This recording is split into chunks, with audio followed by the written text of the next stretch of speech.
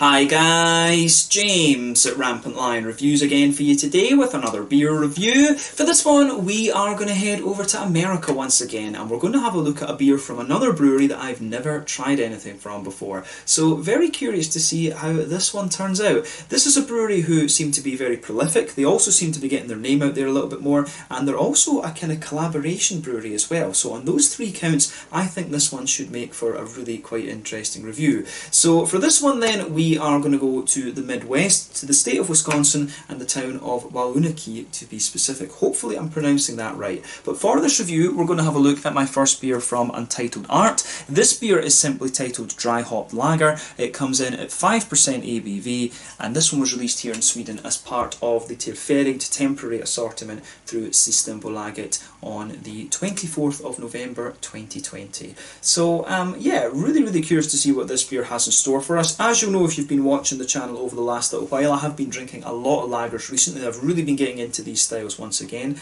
and you know, this was quite a nice opportunity to introduce another American brewery that I hadn't tried before. I think when it comes to Wisconsin I've reviewed maybe 7 or 8 different beers from the state.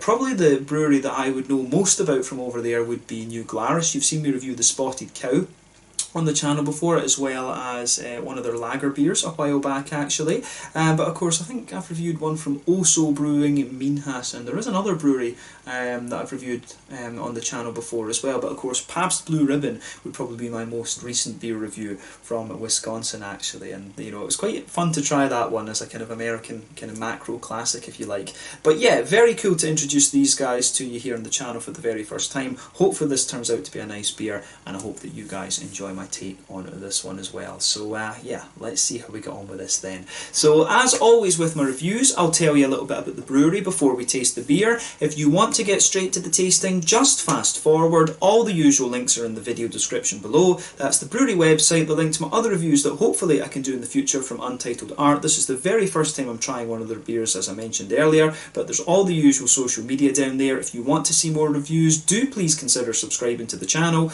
The whole channel of course has a geography-based tagging system, so you can go into the homepage and search for beer based on country, city, state, county, province, prefecture, whatever it is you're interested in. Do check out the playlist of beers from different countries. There is one there for all the American beers that I've reviewed for you. That's being added to quite regularly at the moment because we are getting a good selection of different American beers from different places at the moment, which is always great. And as always, please do get in touch and let me know some of the other beers and breweries that you guys would like to see me review. It's always great to hear from you guys that are watching the videos, and the support that you show the channel is hugely appreciated. So anyway, to tell you a little bit about Untitled Art then, on to my brewery notes. So, Untitled Art, as I've mentioned to you already, are based in Waunakee, in the which is kind of to the north of Madison, the state capital of Wisconsin, in the southern part of the state, a bit to the east of Milwaukee, which I believe is the state's biggest city as well. But yeah, southern Wisconsin for Waunakee anyway. But the company was founded back in 2016 by Levi Funk and Isaac Showaki. So, Levi runs the Funk Factory Geyseria, which is the only lambic-focused brewery in Wisconsin, which sounds pretty cool actually. Hopefully I can try some of their beers at some point, or, you know, when we talk about Geyseria, we are of course referring to the Geuze lambic beers that are originally from Flanders in the Flemish-speaking part of Belgium. They would of course call that in their native language the Huizenstekerie. The G of course in Dutch is like a h sound, so yeah, another little interesting fact for you there. But Isaac, on the other hand, runs Octopi Brewing, which is one of the larger by-volume craft breweries in Wisconsin. So Levi apparently is the main man when it comes to recipe development and ingredient sourcing, while Isaac deals with the production and sales and marketing side of things. So it's quite an interesting collaboration that they've got going on here. But they started producing these beers at Octopi in 50-barrel batches, or 8,000 litres for those of us who like the metric system, which is the better system. We've been over this on the channel before, but they gradually scaled this up over the years, and by the end of 2019 they were producing the beers in 300-barrel batches, which is 47,500 litres roughly. But Octopi apparently have a large contract brewery facility, and they brew beers for a number of different breweries, hence why the beers are brewed at Octopi. But the beers all feature the artwork of various different local artists, and they have rather kind of plain names actually that just describe what the beer is, hence the brewery name Untitled Art. So yeah, it's all about getting, you know, local artists out there a little bit, having their artwork developed, or kind of how do you say, specialised for beer labels actually, and then getting their names out there, which I have to say is pretty cool. But these beers, if you want to kind of visit the tap room as such, both Funk Factory and Octopi have on-site tap rooms, and you will find various beers from the Untitled Art range in there. As of November 2020, when I'm filming this review for you, these guys have produced over 150 different kind of beers, and there's always new ones coming out actually. Like I said, this is the very first time I've seen one of their beers here in Sweden, and hopefully it's not the last actually. We do tend to get a couple of beers from the same brewery through the Systembolaget ranges, and this one in a way does remind me of Collective Arts from Ontario up in Canada actually. Maybe that was the reason why they picked this one, maybe the similarity in names and mentality to Collective Arts up in Canada. I think this brewery is maybe a little bit older than these guys, though I'm not quite sure. Yeah, regardless, definitely cool to have another Wisconsin brewery for you here on the channel, and hopefully this is one that we can revisit at some point in the future. It's always nice to introduce new American breweries to you from different states actually. So yeah, that's all I can really tell you about Untitled Art for the moment. Basically a collaboration between Funk Factory, Gozaria, and Octopi Brewing, both from Wisconsin. The Funk Factory, incidentally, are based in Madison, whereas Octopi are based in Waunakee, and as I say, they've both got their own tap rooms where you can get a hold of some of those different beers. But yeah, let's get on and actually have a taste of this beer then and see how we get on. So this one, as I mentioned to you at the start of the video, is a 5% lager. It's got a malt base of Pilsner and Vienna malts, and it uses Citra and Mandarin and Bavaria hops during the boil, and they've also added Strata as a dry hop to this one. So Strata is quite an interesting hop. I've not had this too often. I did a little bit of research on this one because I didn't know about it. So this obviously is another American hop. It's derived from the open pollination of pearl at Oregon State University in one of their experimental fields, and it was known originally, pardon me, as X331 before they named it. But apparently it can give anywhere between 11 and 18% alpha acid, and it gives aromas and flavours of grapefruit, passion fruit and strawberry, along with quite a strong dankness actually. So this one should be quite interesting. As we know, if we dry hop beers, that tends to contribute to the flavour and the aroma, but if you add hops earlier on in the boil, that's when they contribute to the bitterness. As you progressively go through the boil, you've got that trade-off between, you know, basically bitterness, and then you get more and more flavour and aroma profile out of the hops the further into the brew you go. But yeah, it looks like a really kind of interesting beer, this one. This can, incidentally, is a 475ml can. I think I paid maybe about 40 Swedish kronor for this. An equivalent Swedish beer, yeah, you would pay roughly about 30. This one is a 475ml can, so 2mm more than the standard American pint. But as you can see, the artwork on this is really quite nice. It doesn't actually tell you who the... Oh no, it does, sorry, Kunstner. I was looking for it in English, that's why I didn't spot it, but there it tells you on the side here, the artist for this one is Noel Miller, and it looks pretty nice, almost a little bit kind of Olympic with all the rings going round it and things. So yeah, 5% dry hop lager, this one, Citra and Mandarin and Bavaria in the early edition hops, and then Strata a little bit later on. I'm curious to see what the Vienna malts do to this one as well actually. So yeah, let's get this guy out and we will get on with the tasting. So as I've told you in various videos for you that I've done for you before, lager beers are basically defined as cold fermentation beers. I'm sure the fermentation takes place at, you know, around 10 degrees, between 8, I think it's 8 and 12 usually for lager beers. Ales tend to be, you know, like 18 degrees for their fermentations. But yeah, basically they call that bottom fermenting yeast, cold temperature yeast fermentation. And that is your definition of a lager beer. We've got various different types, of course. You've got the Pilsner, which originated in Pilsen, the most popular beer style in the world, of course, developed by a German brewmaster in what is now the Czech Republic, although at that time it was part of the Austro-Hungarian Empire. And of course, these days you've got many, many different Czech lagers, and you've got many different German ones, and you know, quite a few of them are, if you like, pseudonyms of each other. So you've got the Helles blonde lager in Germany, you've got the Svetli in the Czech Republic, you've got the Märzen and I guess the kind of Vienna lager on one side as well, whereas in the Czech Republic the amber lagers are called the Letzaks. In Germany you have the Dunkel, which is the more mahogany coloured lager. In the Czech Republic it will be the Czerny. Then you've got the Schwarzbier in Germany, the black lager, and the Tmawy in the Czech Republic. In Germany, of course, you do have Doppelbock as well, and I think there are maybe one or two other lager beer styles in there too, like the Märzen as I mentioned earlier. But yeah, lots of different lager beer styles available around the world.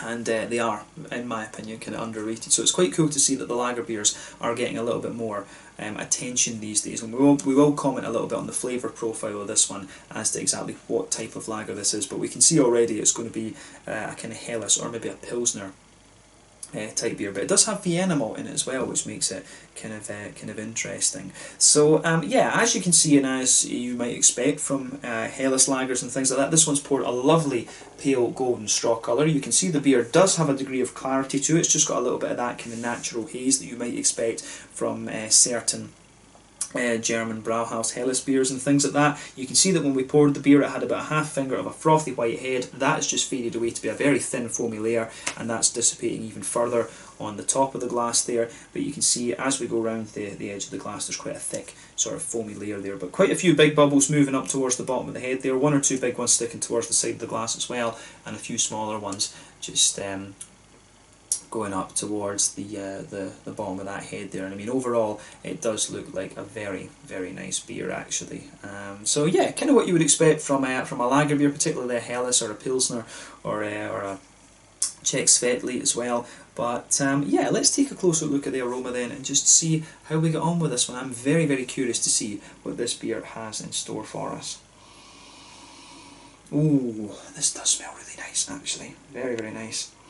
So first off, it strikes me as being quite a kind of bready lager beer, which I guess is probably down to the Vienna malts rather than the Pilsner malts. Pilsner malts, of course, are a little bit of a pain to describe, to be honest with you, because they really just smell very, very crisp, and they give you they do give you a little bit of flavour, but I've always found the Pilsner malt is more of a kind of mouthfeel type thing actually. But yeah, this beer smells as if it's got a lovely kind of smooth sort of a white bready base to it. If I was smelling this beer blindly, I would think that it's probably some kind of Helles beer actually, maybe a Dortmunder Helles, because it does come across as quite hoppy in the aroma, of course. So I would maybe guess that this beer was some kind of Dortmunder Helles. The more deeply you take the aroma in, you do start to get some of those crisp notes out of the beer, which will be the Pilsner malt, obviously, and they come across very, very nicely, I have to say.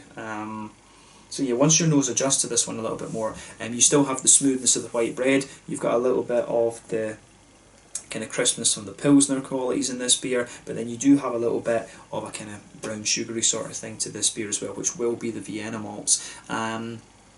So yeah, I do need to get to Vienna at some point and try some of the local examples of the Austrian beers. But yeah, what would we say about this? The malt base of this beer is really nicely done. As I said, if I was kind of blind smelling it, I'd think like a Helles, but the more I smell of it, you get a bit more of the Pilsner malt, and the bready notes become a little bit sweeter as well. So you start to get a wee bit of a slightly kind of biscuity, like a McVitie's digestive biscuity sort of thing, or cookies as the Americans would say. You do start to get a little bit of that in the centre of the nose here, and that sweetness builds the more that you smell of it as well. So yeah, nice smooth bready base, a little bit of a kind of bread crusty note comes out of it as well, sweet kind of like a sort of sweet biscuity kind of cookie type thing to it as well. But yeah, just a really, really nice smelling lager beer, this one. I really like how it goes together in terms of the malty side of things. But yeah, interesting stuff, this one. On the hoppy side of things then, let's have a look at that.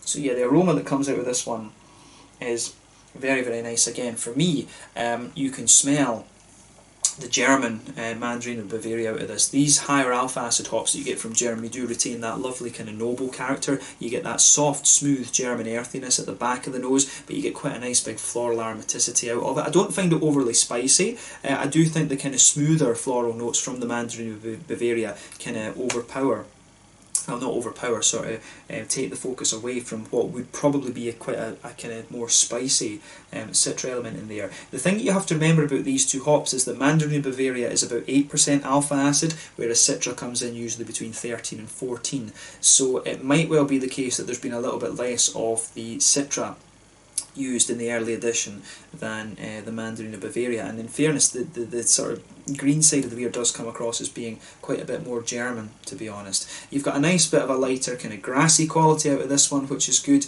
and again that reflects the sort of noble qualities of the hops in this beer as well. So yeah, the green side of this beer I think comes across really quite nicely. You can definitely pick out that nice big oily orange from the Mandarin of Bavaria as well. If you've watched the channel before, you know I'm a sucker for these big orangey hops. You can definitely get a little bit of that oily mango from the Citra in there as well.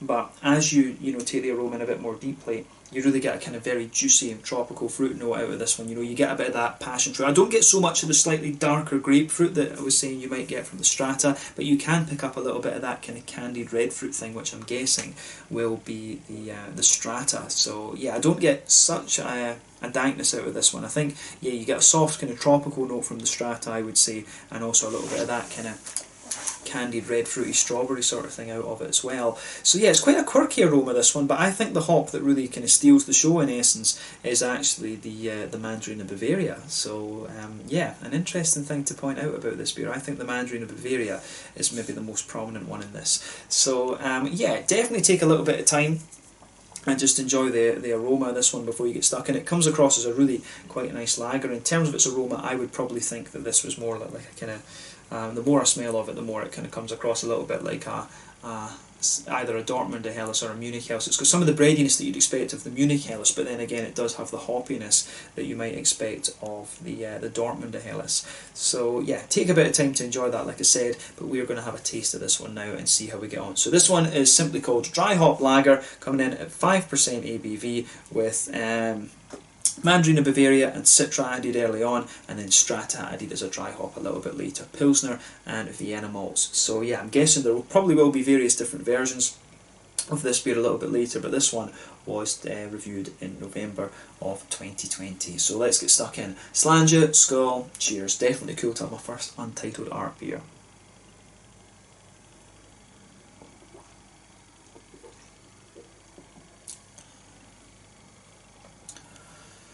Yeah, that is pretty damn nice actually. I like how this goes together. I mean, the thing with lager beers is you're always going to rate them in terms of authenticity, and you want them just to be nice and kind of drinkable. That's the main thing. Is I think in the States maybe it's maybe changing a little bit now, because I have seen it change over here in Europe a little bit. In the States, lagers were often just kind of cast aside in favour of the IPAs and stuff like that. It's a real shame actually. It would have been interesting to have a lot of different American lagers kind of coming out along with the other styles of beer. But the American lagers I think come across, they're a little bit kind of smoother, if you like. They kind of lean towards that more sort of oily side of things from my experiences so far. And this beer is definitely kind of reflecting a typical American take on the lagers, I think.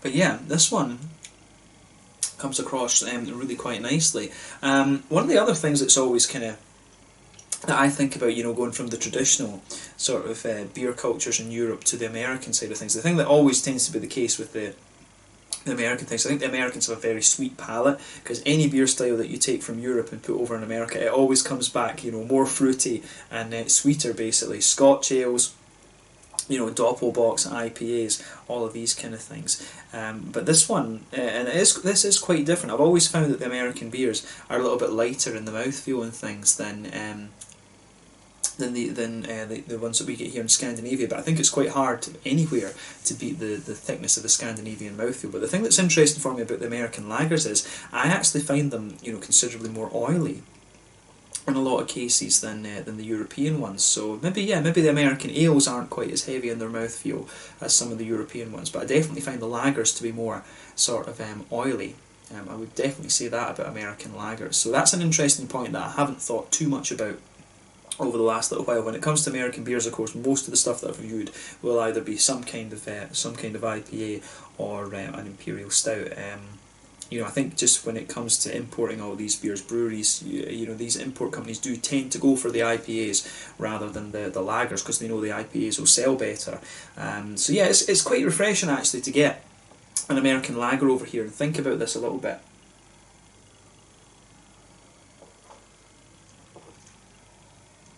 Another thing I've always found about American beer is the mouthfeel. It does have a little bit of a kind of oily smoothness to it as well. Lager beers over here, when it comes to smoothness, it would be more kind of bready, but for me the smoothness in this beer comes across as quite oily rather than anything else. But yeah, I do like how this goes together. I guess a thumbs up for me, this one. I like this beer, but for me, I think maybe the American lager is should maybe kind of be a category in itself, because this is of course quite different from the German ones. It's quite different from the Czech beers as well, to be quite honest with you. And it's mainly the mouthfeel, I think. It's not the flavour profile. The flavour profile is kind of what you'd expect, but I think it's the mouthfeel that really defines American lagers over European ones, to be honest with you. But the question is it a good beer? Yes, I like this one. So yeah, this is definitely a kind of quite, in a lot of ways for me, this is quite a quirky beer, but you know, this might be kind of a normal sort of sessioner for Americans, and this is always the thing. Different reviewers have different points of reference, of course.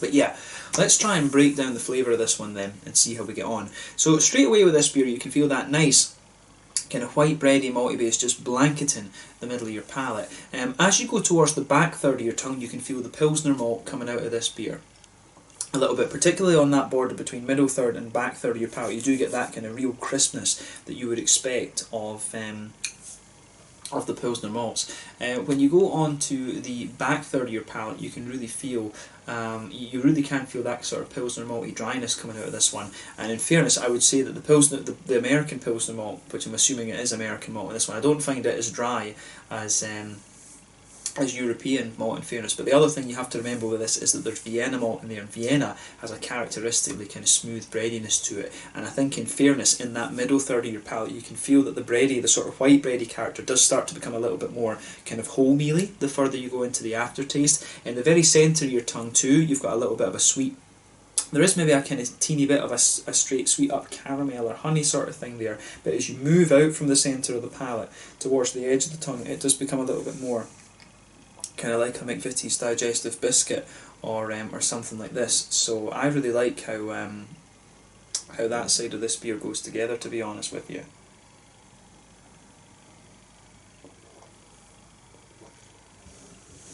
So yeah, the malt base in this one is quite interesting. I think it does in a lot of ways come across as quite Helles-like, but it's definitely more oily than you're going to get from a German Helles, be it Dortmund or Munich, and it's definitely not thick and bready enough in that way to be the Czech Svetli in a lots of ways. And this is why I'm saying that the American lager beer is kind of a little bit more of a distinctive style. I think the American lagers should be a little bit should be considered as distinctive, to be honest with you.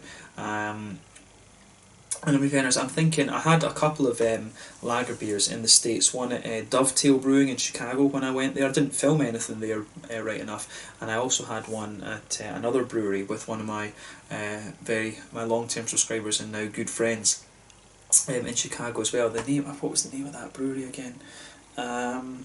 It's gone right out of my head. It was his favourite brewery. It was Jesse's favourite brewery as well. But yeah, the American lagers for me, like I say, definitely a little bit more oily in their malt bases than some of the other ones that I've come across before.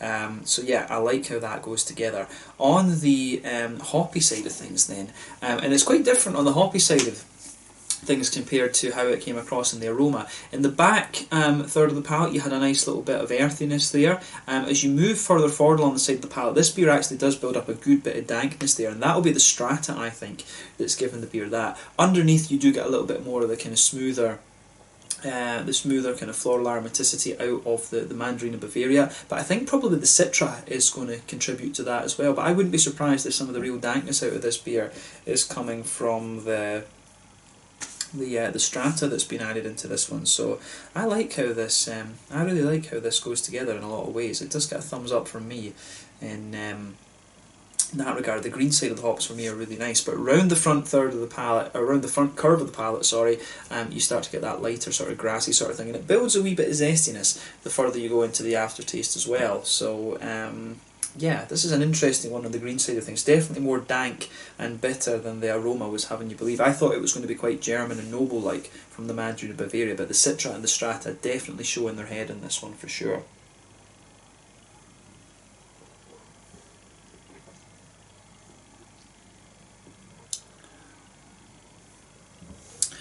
So yeah, the how would we say, the fruity side of this beer is quite interesting as well. So let's focus on that. As I always say, on the front third of your palate, that's where you get that nice oily bubble where those juicy fruity esters just roll their way out of the beer. As you go towards the back of that front third of your palate, you do get quite a strong kind of citrusy note there. There is a wee bit of that strong grapefruit and then a wee bit of passion fruit as you move further forward. In front of that you get a kind of slightly more oily mango-y note out of this one, which will be the Citra. You know, I've always said this about Citra, if you put it in a New England IPA it comes across as really smooth and juicy, whereas if you put it in a more slightly kind of almost caramelly orientated malt base like a West Coast IPA, it comes across as a bit more oily. It does that in the lager beers as well. A very good beer if you want to see Citra in a lager beer would be the Don Limon Pils from Munich Brew Mafia in Germany. That's a really, really interesting beer, that actually. You can really see the oily side of Citra in that one. So yeah, quite a bit of juicy mango in front of that, and as you move further forward onto the front half of that front third of your tongue, you get the more oily orange, and it's quite a zesty orange actually from Mandarin and Bavaria. You do get a good bit of zestiness from that orangey character there as well. So yeah, all three of the hops I think showing their head in this one. As you go into the aftertaste, you do get a tiny little bit of a slightly candied strawberry sort of thing sitting on top of all of those fruits on the front part of the tongue. But I think that from the strata, that sort of strawberry-ish kind of candied red fruity note that you're supposed to get, I don't think that shows up too much other than in the aftertaste. The things that really linger into the aftertaste with this beer are the big kind of dank there is quite a bit of dankness to this one and quite a spicy bitterness, which I'm guessing is the strata, but you've also got some really interesting fruity notes to the beer as well. So overall I think it's fair to describe this beer as being really rather quirky rather than anything else. So yeah, in that sense I think this one is really quite interesting. So yeah, I think that sums up the flavour profile of this beer quite nicely. So yeah guys, let's move on to the mouthfeel, as I was saying, because I feel this is what really distinguishes the American lagers from their European counterparts. So yeah, this one, as I said, it's a little bit more of a kind of oily lager, if you like. It really has a lot of Helles character to it, in my opinion. A little bit somewhere between the kind of Dortmunder and the Munich Helles. But in terms of body overall,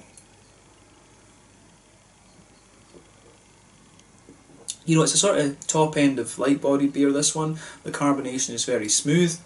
For a lager beer, I do find this one a little bit kind of slick and oily, to be honest with you. Usually you would either, if it's a Czech lager, you would expect it to be a little bit kind of more bready, or if it's a German lager, you would expect it to either be a little bit smooth or a little bit more kind of crisp than this, to be honest with you. But yeah, for me this one is a little bit more oily, and that helps the kind of malty sweetness of the beer come out a wee bit. So yeah, top end of light bodied, this one for me. Carbonation, as I say, very smooth. On the hoppy bitterness scale,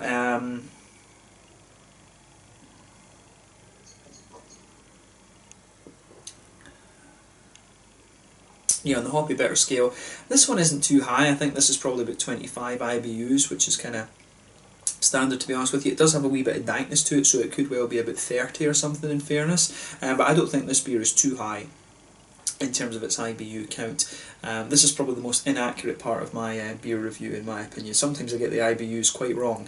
But yeah, on the malty side of things, like I said, it's got a lovely kind of smoothness to it. It does sweeten up a little bit the further you go into the aftertaste, particularly in the very centre of the palate. You've got a good little bit of dankness builds out of the beer as well, and some nice slightly oily fruitiness coming out of the beer too. But I mean, overall for me, this is a really nice, enjoyable lager beer. Of course, it's probably not the craziest beer you're going to get from Untitled Art, and for me it's quite different from what I would expect from a European lager, but that makes for a quirky review, and we do like beers on the channel that are a little bit different, so in that regard I'll have to say well done to Untitled Art for this one. But yeah, very nice, enjoyable beer, this one.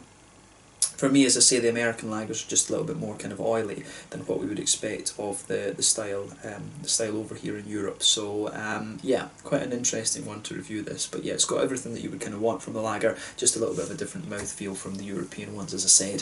So yeah, let's leave it at that for this one. This beer was simply called the Dry Hop Lager, malt base of Pilsner and Vienna, and a hop with hops of Citra and Mandarin and Bavaria early on, and then Strata added later. I'm guessing there will be quite a few different versions of beer that come out from Untitled Art called Dry Hop Lager. So yeah, this one was released here in Sweden on November, on the 24th of November 2020, just so that those of you watching have a bit of a reference. So yeah, let's leave it at that for this one. Once again, thank you for watching my beer reviews. Until the next time, please like, subscribe, share, all the usual YouTube stuff. Let me know your own thoughts on this beer in the comment section below. Let me know what your favourite beers are from Untitled Art. Hopefully we can return to these guys in the fairly near future. Hopefully we can have a look at some of the Funk Factory and the Octopi Brewing beers at some point. That would be really interesting. I've never heard of either of those two breweries, but it would be cool to try some American Lambic. I don't think I've ever had an American Lambic beer before, actually, so that could be a very, very interesting